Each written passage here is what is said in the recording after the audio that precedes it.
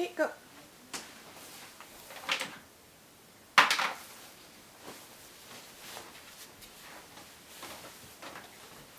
Now, today we are going to be talking about heat stroke and what it is, how... Today we're going to be talking about heat stroke, what it is, what its symptoms are, and how to treat it and prevent it. So, do you guys know what heat stroke is? What do you guys think heat stroke is? When you get too hot. Anything else? Your body temperature raises high, and it happens if you have physical activity in heat or dehydration.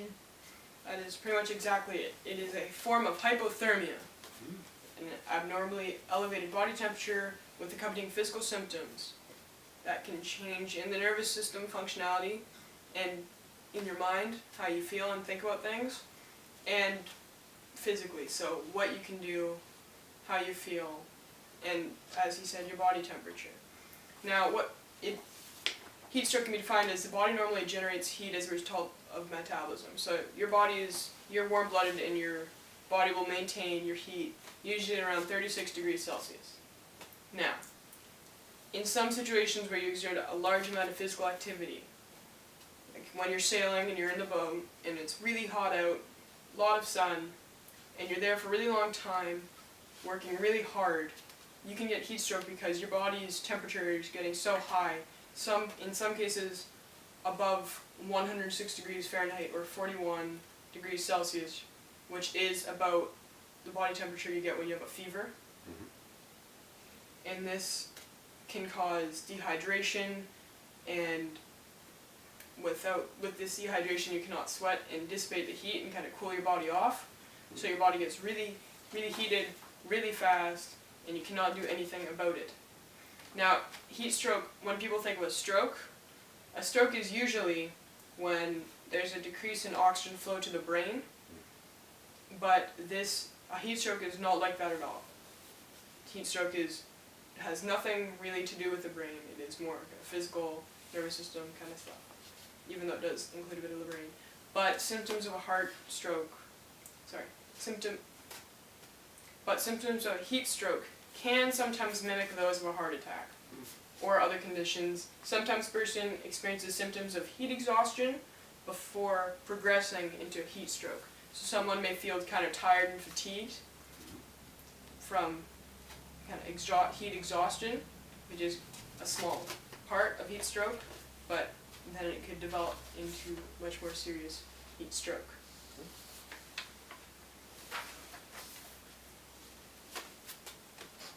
Now, have any of you felt any symptom? Have you ever felt like you've had heat stroke or heat exhaustion before? I have. What symptoms have you had? I got lightheaded and I couldn't sweat and I felt faint. Has anyone else? Yes. I felt lightheaded. I felt like I had to barf. And I was sweating, but I had so much heat that I wasn't sweating fast enough. Now, these sound like symptoms of heat exhaustion. So nausea, vomiting, fatigue, weakness, headache, muscle cramps, aches, or dizziness are all symptoms you can get of heat exhaustion. Like we said before, which is a small part of a heat stroke. It's not quite there, but it's getting close to there. It could progress into a heat stroke. But when you get to have an actual heat stroke, a major episode of heat exhaustion where you are really hot, you can have very high body temperature, like we said before, above 100 degrees Celsius, Fahrenheit, and above 40 degrees Celsius. The absence of sweating to dissipate body heat. This is a big thing because now your body cannot control the heat. It just can, there's no way of dissipating it and trying to cool your body off. This could also lead to your skin being very hot. It can become very dry and flushed. You could have a rapid pulse, difficulty breathing, strange behavior, hallucinations, confusion, agitation, disorientation, seizure, and/or coma. Now, there are a lot of symptoms, and we can break them up into two distinct groups. How would you break them up? Physical and Psychological. yes. And which ones would you put in each without looking at the board? Yeah, you can look at the board. It's okay. Seizure and coma for physicalia. Psychological. Yes. And for physical, high body temperature, rapid pulse, Mm-hmm. agitation, and disorientation for physical. Now, could you try to pick one of these, one of the physical ones, and try to act it out? Without telling anyone. It's going to be kind of like charades. So you're going to pick one. Don't tell. You tell me. Don't tell either of them. Don't listen to him. Tell me. Don't tell them. And act it out. And we'll see if they can get it. Okay. Sorry.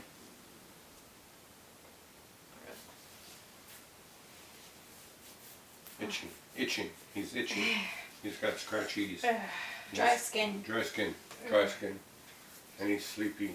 Did we get it?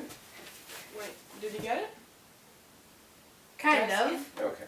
Right. Comes What was it supposed to be? Agitation. Agitation is when you're angry. Yeah, okay. Okay. Alright. Now, could you try to act it out for us? Don't tell them, tell me secretly. One of the symptoms? Yeah. Yes. Alright. Come and tell me.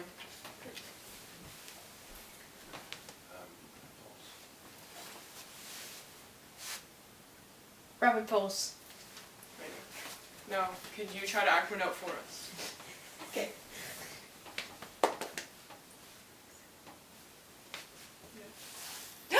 Disorientation. Hallucination. Okay. There we go. So you guys have a pretty good understanding of what some of the symptoms may be. Yes. Except Now- for agitation. Heat stroke is a very serious thing, so there's a big thing to try to prevent it. And when it happens, it's really important to try to treat it right away. So preventing it is probably the bigger one. You want to make sure before it happens, you prevent it, just avoid all the trouble. So most important measure to prevent heat strokes are not becoming dehydrated and avoid vigorous physical activities in hot and humid weather. So which cases? Would you rather have this water bottle or this water bottle when you're in the boat? That water bottle. Why? Because more hydration. So you could put more water in it, there's a less chance of you becoming dehydrated. Correct. Would it be better to wear this bathing suit or this bathing suit? That one. Why? Because there's more insulation. This one. You want to wear, Yes, that one. it's going to be lighter. Actually, no.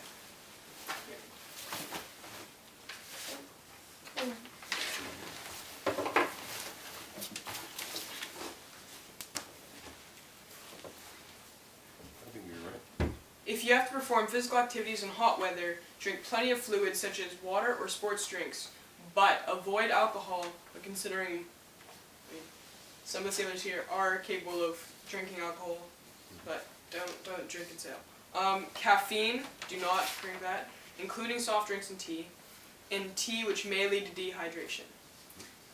Your body will need to replenishment of electrolytes such as sodium, as well as fluids if you sweat excessively or perform vigorous activity in sunlight or prolonged periods. So if you're in the boat for a really long time, say you're in the boat for 3 hours, and you just have this one water bottle, what do you think you could do to make sure that you can still avoid heat stroke? You can't come in yet. What can you try to do when you're still in the boat? Could it be take breaks or something like that? Could you talk to your instructor on the water? What could you do to try to make the best of what you have for this period of time? For worst case scenarios, when you have no water in your bottle, this might be hard to get, but have a wonder straw, and you can drink from the ocean around you while sailing. I think that was a bad question by me. So. Okay, but can I try? Yeah. So I think you need to stay out of the heat. So get in the shade, wear a hat, wear sunglasses, and drink beverages that include sodium. And have sunscreen. Now, one of the ways you can also prevent heat stroke is by taking frequent breaks. So even when you're in the boat, just take a couple minutes, just sit there, try to stay in the shade of the boat, maybe try to kind of see where the sun is, pull the sail all the way in and just kind of sit on one side, sit out of the way. Now, also wear hats and light clothing, light kind of loose light clothes, light colored clothes, and kind of things like that. So, when you're in the boat, would you rather have this big, heavy swimsuit, or this kind of light? I'd like those, but I'd like that one to be white, not Why? because light color reflects heat more than black color. But that's better than that. But white is better than black. Why is this better than these? Because it's lighter and it doesn't keep heat close to your body. That would be good to be in the water. That would be better to prevent heat stroke. Now, which hat would be better? This hat or this hat? That hat. Why? Because that one is wool. Is there any other reason? This one costs less and it has a more durable fabric. I think it's because it prevents more sun from getting in your face and your body. Now, could both of you please stand up for a sec? Now, you wear this hat. Okay. You wear this hat. By your guess, which do you think would protect better from the sun? Prevent? Protect better from... Protect better from the sun? On that one because it's got a shade on it. Hats back, please. Now, you've taken all the steps you can kind of take to prevent this heat stroke. But in some cases it might not still be enough. So, Oh, I got an idea. What if you took down the sail and jumped in the water? Separate idea. Well, because if you need to cool off, isn't the water colder? But you don't want your sailboat to sail away, right? Yeah. Okay. now, you've done everything you can to try to stop heat stroke, but it didn't work. You now have heat stroke. There are many steps you can do to treat it now. So first, this is a medical emergency, as we stated before. You need to let 911 know. Call 911, get an ambulance, get to land as soon as possible. When you get the victim to land, take them to a shady area. Remove clothing, apply cool or tepid water to the skin. For example, you may spray the victim with kind of cool water from a hose or something like that. If you have a water bottle, kind of get water from the lake, something like that. Fan the victim to promote sweating and evaporation.